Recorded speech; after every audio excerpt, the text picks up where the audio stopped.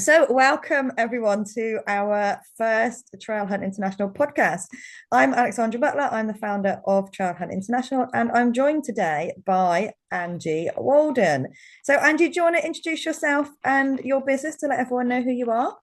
Yes, thanks, Alex. I'm Angie Walden. I'm from Anchaz Dog Training. Basically cover Hinckley and Lutterworth, but we'll travel. Have trail hunt. We'll travel. But yeah, the surrounding areas: Hinckley, Leicestershire, and Lutterworth.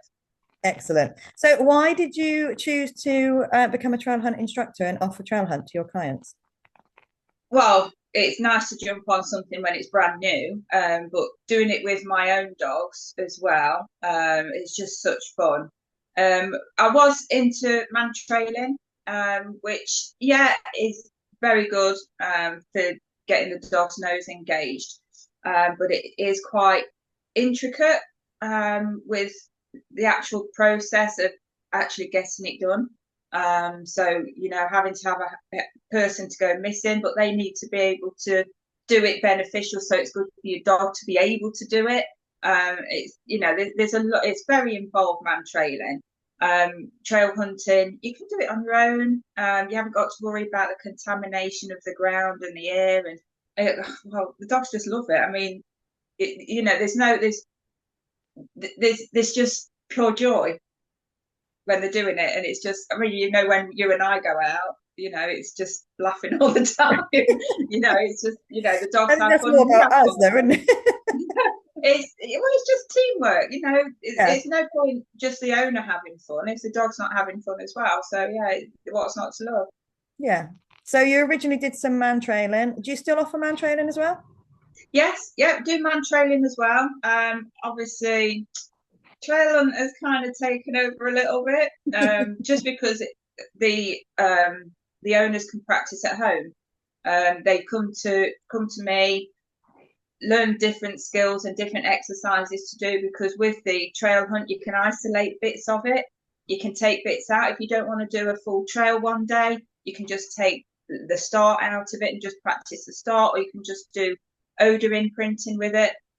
So the owners can do it at home, and then they just come to me and we do practice trails where we put different elements in to make it a bit more interesting for the dogs and for the owners as well. Still offer man trailing as well, but trail hunt has kind of taken over a little bit. It does kind of take over your life, doesn't it, trail hunt? Yeah, sometimes so much so that you do sit here and think, oh, perhaps I should go and do some trail hunting. Shall I? No, I won't do this. I'll go trail hunting. That's what I think. I'm like, I need to go cut the grass. Actually, I could just go and run a quick trail. Yeah, yeah. Why waste the grass? Exactly. And I Yeah. think that's the one of the best things, because I've been man trailing for, as you know, for many, many years. And it's always been that difficult thing of you want to go out trailing, but trying to find somebody that will be your missing person or to talk to someone is Yeah, yeah, you just don't want to talk to anyone. You just want to go out and yeah. train yourself. There is that element too. So to be able to go out and just do it whenever, I think is something that is it's amazing for it, isn't it? It is, and the thing is as well, if there's even just like a change in the weather conditions, you can make a decision and think, actually, I haven't done this in the rain. So also then you can have a change of weather conditions, think, oh my God, it's raining. I can just go and do it. You can just have a change in circumstance and think, oh, I've got an hour. What shall I? Oh, I can just go and do it. You haven't got to tie up. Not that we tie people up with battery. Don't tell them that.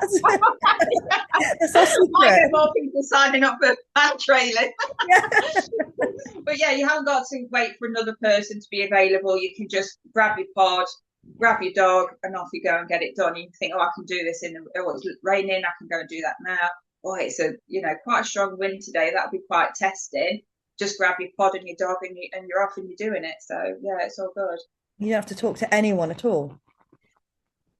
No, That's no. good.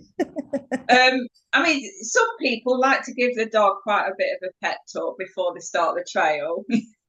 No, I'd never tell the dog where the trail goes at the beginning of the trail. That would You never, know, telling them exactly where the pods are, where to turn left, you know, a bit of a cheat. But no, we don't have to talk to anybody at all. he still missed the pod though, so it wasn't that good a pep talk. It was all those rees. Yeah. If anyone's wondering what we're going on about, go onto my social media pages and you'll see the video. So what's your favorite part of, apart from the fact that we don't need to talk to anyone, what's your favorite thing about Trail Hunt? This might be surprising, actually, but I actually prefer teaching it. I actually prefer having dogs and handlers coming in, brand spanking new, and seeing how the dogs interact with their owner and the pod and all the excitement. And then when it's how quickly the dogs can progress as well. And the owner's surprised when at the end of a quite relatively short workshop, I say, right, let's go and do a trail. And the person sees their dog doing the trail and they just have like this newfound admiration for this love dog that they love to bits anyway. So it just elevates this whole thing. And to be honest, I do prefer instructing it. I do love running it as well with my dogs, you know, because even doing all the nose work stuff that I do, it never ceases to amaze me when the dogs are doing it. I just get so much joy out of that. But just bringing it to other people, I just love that. Love it. I like that. That's really good. And how long? So you say they do it, they cotton on quite quickly. Just for anyone who doesn't know or hasn't tried trail hunt before, how many sessions do you think then until the dog kind of clicks, until you see that click moment? It depends what you mean by clicking. I say straight from the first exercise that we do, we just introduce the odor to the dog, and the dogs quite quickly, you know, with the treats, quite quickly, like they love the aniseed. They're like, yeah, we love this. It has a great association. Then we start it moving, and the dogs, you can see them straight away. As soon as I want to go to that pod, I just love that pod. I want to go to that pod, and I think you'll see them click onto it straight away. But then even at the end of the first session, you can just see the dogs actively just hunting for the trail. It's lovely. Yeah, it's amazing to see. And I think seeing the, like you say, seeing the owners kind of be like, oh my God, my dog can actually do it. This is amazing. Absolutely. And I think it is very accessible to all dogs as well. Oh, absolutely. All dogs, all owners, all shapes, all sizes, and all levels. Even if they've not done any nose work or anything before, absolutely. Brand spanking new, shiny new dogs and owners, shiny new to anything training wise. You don't need any obedience behind it or anything. It's just so deliverable to all of them. It's really nice. And do you think the dogs find it easier than man trailing? Because of course, man trailing, it's trail hunt is the blend of tracking and trailing together. So it's got elements of both of them. Do you think the dogs take to it quicker than man trailing? Yeah, I think they take to it quicker because we can be more clear as to what we're actually getting them to follow. Hmm. But we have seen that with some of the man trailing dogs that have come to do it, it's actually honed in the man trailing section of those dogs as well. I think it's just the dog is just clearer. Hmm. How we break down the exercises and introduce it to the dog. It's just clarity from the start, so they progress quicker. So yeah, it is easier but it's how the exercises have been broken down as well and delivered that makes a difference as well. So yeah, just sign up, listen to your instructor, and do it, and you'll just see your dog trail hunting by the end of the session. It's just fabulous. And I think that's the beauty of it because we are working with the odor instead of the human scent or the different human scents. And we can almost control the odor a lot more. And we can set up, we know what we're training the dogs more. Whereas man trailing, we're kind of guessing a little bit on what we're training the dogs to do. Yeah, I mean, we can't say exactly what's going up the nose at the time. What are we marking when the particles are going up the nose? What are we rewarding? it's just a little bit ambiguous. So the training process, it is a little bit like, sort of thing, finger in the Exciting. wind sort of thing, and just hope that, we're rewarding the right information at the right time. Yeah. But yeah, I mean, a lot of dogs are really, don't get me wrong, a lot of dogs, fortunately, are really take us down the right path with Yeah. man training, and it makes us look really good.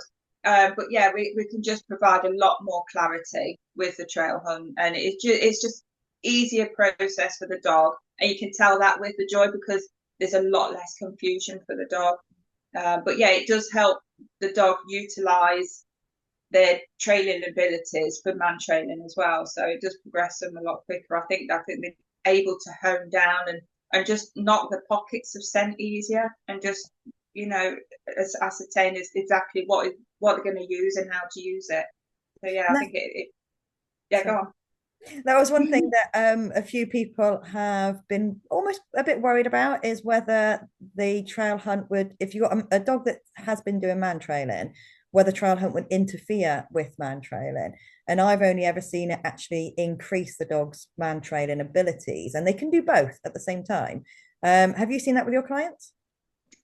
Yes, the only sticky situation is actually the human and as long I would only say, if I mean you and me, we train all three of those. We do tracking, man trailing, and trail hunt, plus everything else in between, scent detection and everything else as well, and all the fun with boats. But we won't go into that. The only thing I would say is, if you do man trailing, just put that in a little box when you do your trail hunting, and just treat it as a completely different, like it's an obedience exercise. We don't apply the same principles to a send away as we do to a stay. So it's just like, break it out of that little box. This is trail hunting box. This is a man trailing box. Give the dog the clarity at the beginning, and then the dog will just utilize the skills across the two. But it's the human end that just needs to Yeah. separate them. I think that's the hardest part of it, training the humans, isn't it? The dogs are fine. Yeah. Yeah, it is hard, sometimes they get humans can forget, oh right, they're searching. Yes, searching is, and that is same with scent detection. A gun dog searching is Yeah. different to the blood spatter searching, and all that sort of thing. So the different search behaviours, we do just need to put different verbal cues on them, different visual cues on them. And if you give the dog clarity, the dog can do anything. Yeah. I think that's the key is clarity, isn't it? Absolutely. So what kind of breeds have you had through? Because obviously it's very accessible to any dogs. Have you had any interesting breeds coming through? Well, being a German Shepherd person, I get quite a lot of German Shepherds. Surprise, surprise. But I've had an XL Bully, Oh, and he's amazing. done both with me. He's done the man trailing and the scent detection, and now the trail hunt as well. And he's just phenomenal. Oh, He's amazing. Yeah, he's absolutely amazing. I've got a little Dachshund that's going to be starting soon as well, so I'm looking forward to that. But yeah, we're all schnauzers, patch schnauzers. They're lovely. Have you, But even though she's got two, they work differently. So yeah, it just shows, yeah, the actual exercises, although they work for breeds, they can be tweaked slightly for different personalities, and that's not a breed thing, that's a dog thing. Just like humans have different personalities that the dogs do. So it's just adaptable across the board, shapes and sizes and abilities, really is. like it. So just the last thing we can touch on is the XL bully. Since you've had an XL bully coming through, obviously Mm-hmm. they're quite a um uh hot topic. Is that the right word for it? Now, obviously, we train in private fields or in public spaces, and with the laws surrounding the XL bullies, obviously they've got to wear muzzles and be on a lead. Does that impact the XL bully that you've been training at all, wearing a muzzle? No, not at all. I mean, she's had the muzzle done specifically for him as well. Mhm. Um, Initially, they had to transition over it, and the owner had a bit of a downer on all this, which then made the dog have a little bit of a downer on all this. But we've worked over that. He's just so excited by the odor. I don't think he even notices it now. It's just the only thing I will say is just it's down to the individual's insurances as well, your instructor's insurances as well. But yeah, out in public, they do have to have the muzzle on. It's just making sure you've got one of the muzzles where you can get the rewards in as well. The actual sense in the odor, it has no impact at all with the muzzle. It's just making sure you can get the rewards in. Sometimes when we're doing scent detection with him, though, he forgets and he just batters his head about and things go flying. But with the pod, we teach the indication. So, you know, we don't have that issue. He trails, finds the pods, lays down. It's just all beautiful. The muzzle is just, you know, just making sure they get the rewards in. So kind of the muzzle, he doesn't really know the muzzle's there. He's enjoying it so much. Yeah. He forgets the muzzle. This is the one thing with the scent-based activities as well, and trail hunt is no different to this. Once they get really excited and into the work, it can overcome all the other things. So if you've got your reactive dogs, they can start getting so into the work and so into the trail and so into the odor. It can help them just overcome just help them overcome those things as well. But I've got one, he's the You're back. You froze. Oh, did I? So anyway, I'll say it. The you say it better, the Xolo. Xolo. The Mexican hairless. Xolo. A very primitive. Say it with an SH. Xolo. Xolo. Xolo it's Quintly. Why are you kids? Say it. Xolo it's Quintly. Xolo it's Quintly. Yeah, kind of. Yeah, close enough. Mexican hairless. Yeah. Very primitive breed. Can come with its own training, not difficulties, but just quirks, shall we say. They just want to do what benefits them. And he is very environmentally aware, shall we say. And his owner, she's a fabulous handler anyway. And she just brings so much joy into the marking and the rewarding. And I got a video from her the other day. And yes, the first part of the trail, he probably was wanting to go and have a pee. But after that, and it was in a public space. There was people barbecuing. There were things going on. Quiet. Things going on. But the dog just followed the trail and got to the pod and got rewarded. And it was just nice for her to build her confidence in her dog, that despite what was going on environmentally, the dog just wanted to trail. So, it just combats all those other things that may be going on as well, behaviour-wise. And that's obviously because she's got a fantastic trainer as well. Absolutely, because it was me. So thank you so much, Angie, for joining me in our first podcast.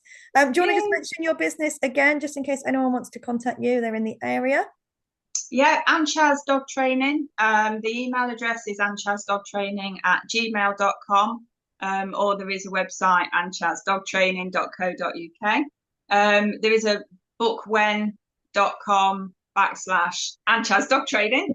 So yeah, any of those you can get to me. And just we've got workshops starting for Trail Hunt in September, both Hinckley and in Lutterworth. So get on board, get started, and get on your journey. Fantastic. I will put all your links in everywhere this video is posted, this podcast posted. I will put your links in there as well. So if you want to contact Angie, then just click the link and get booked in. So thank you so much for joining us. And hopefully this has been an interesting chat. And we will see you on our next podcast.